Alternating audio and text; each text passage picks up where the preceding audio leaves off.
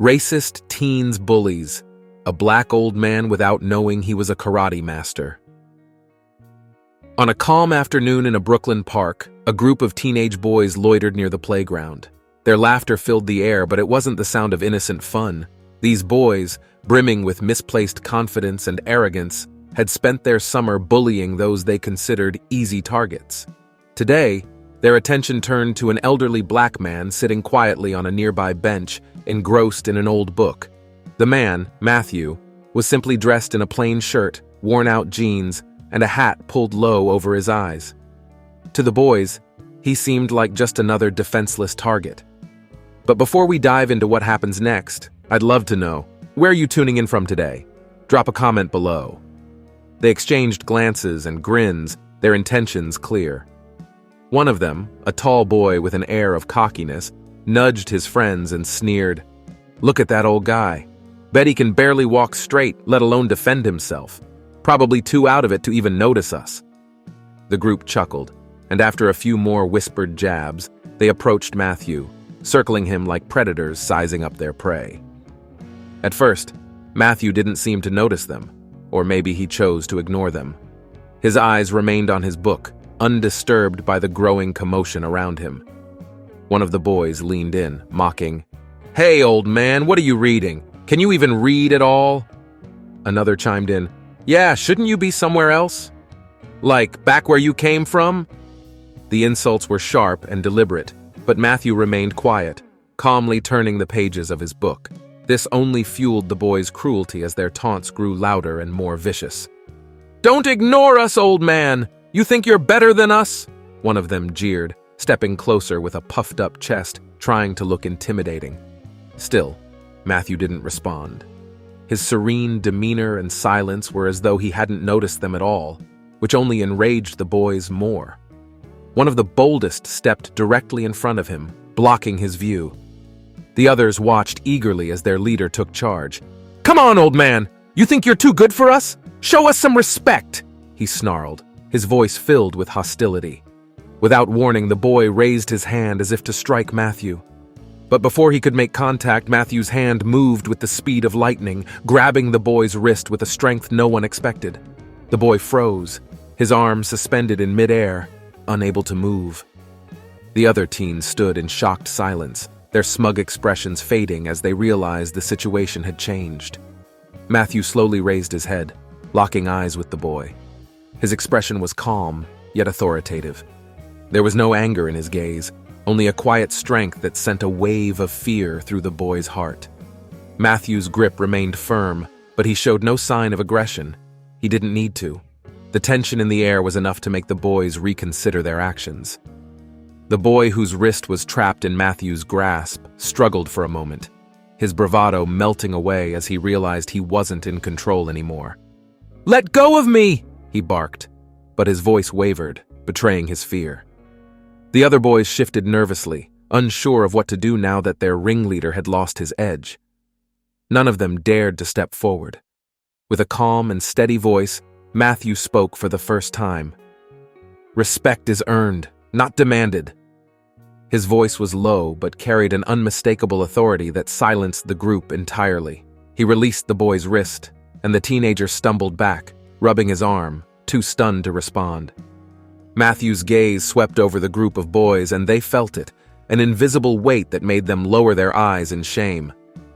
"You're better than this," Matthew said, standing slowly from the bench, his old book in hand. His movements were deliberate, controlled, as if every step was measured. One of the boys, smaller and less confident than the rest, hesitated before asking, "Who are you?" His voice was quieter now, no longer filled with mockery. Matthew paused, looking at the boy with a hint of a smile. "I'm just a man who's seen enough of the world to know that strength doesn't come from hurting others." The tall boy, still nursing his pride and his wrist, muttered, "You think you're some kind of tough guy?" Matthew turned to face him fully, his eyes calm but unwavering. "Once, maybe. Now I just know how to stand my ground when necessary."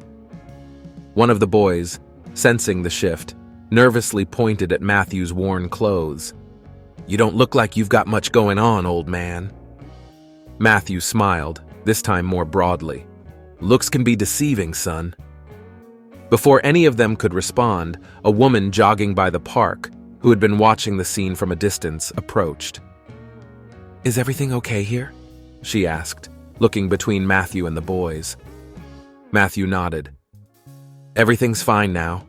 The boys, feeling the eyes of the woman on them and no longer finding the situation amusing, began to back away.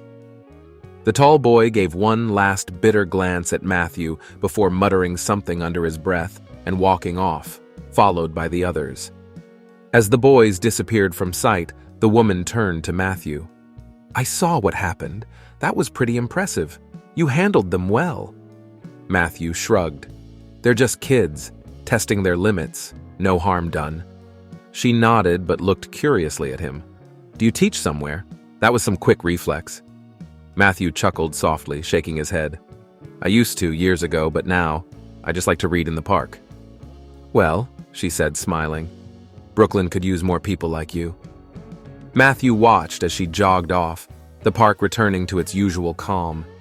He sat back down on the bench, picking up his book again. A soft breeze passed through, rustling the pages.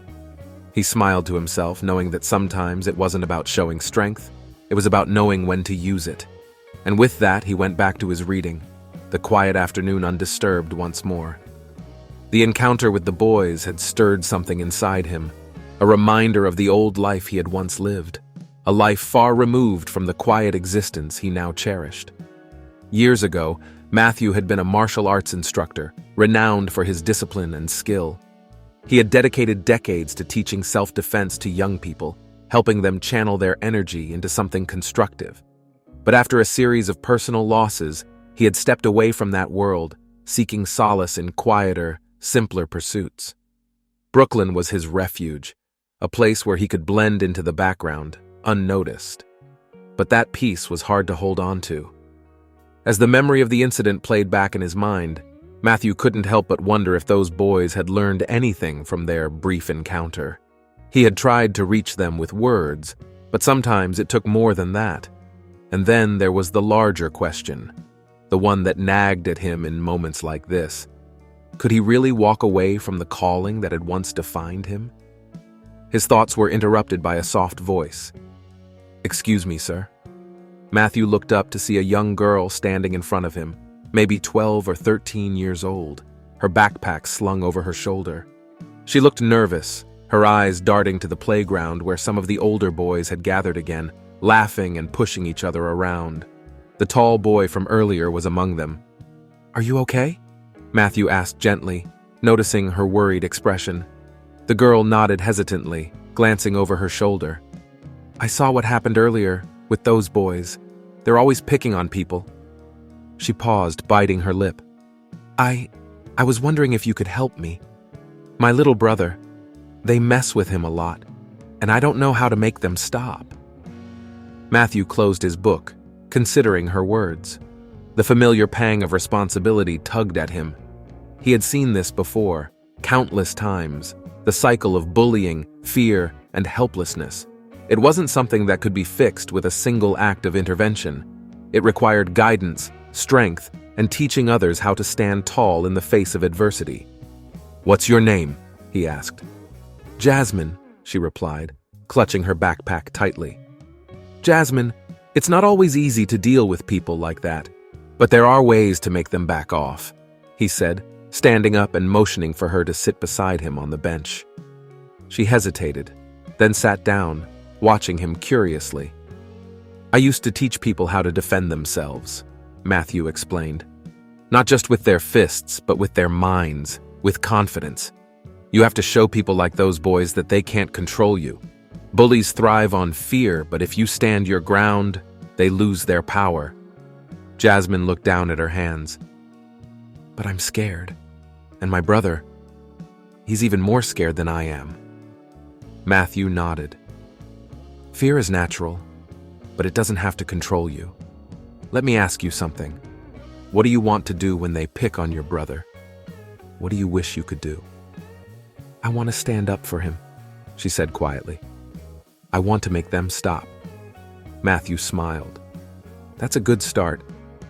How about I teach you and your brother some things? Not just how to protect yourselves, but how to carry yourselves so they won't even think about messing with you." Jasmine's eyes lit up. "You'd do that?" "Of course," Matthew replied, "but it's going to take practice. You'll need to be patient, and you'll need to believe in yourself." The girl nodded eagerly, the fear in her eyes beginning to fade. "Thank you. I'll tell my brother." Matthew stood up and looked over at the playground where the boys still lingered. "Don't worry about them for now.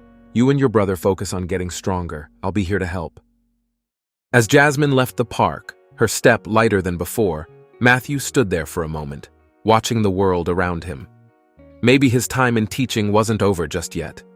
Maybe there were still people who needed him, and perhaps that was reason enough to step back into the role he had once abandoned. As the evening light began to fade, Matthew made a quiet decision. Tomorrow he would return to the park, but this time he wouldn't come just to read. He'd be ready to teach again, starting with Jasmine and her brother. Because sometimes, strength wasn't just about what you could do for yourself. It was about helping others find their own. Leave a comment if you enjoyed this story. It doesn't cost you anything, and you'll make me very happy. Thank you, and I look forward to your like.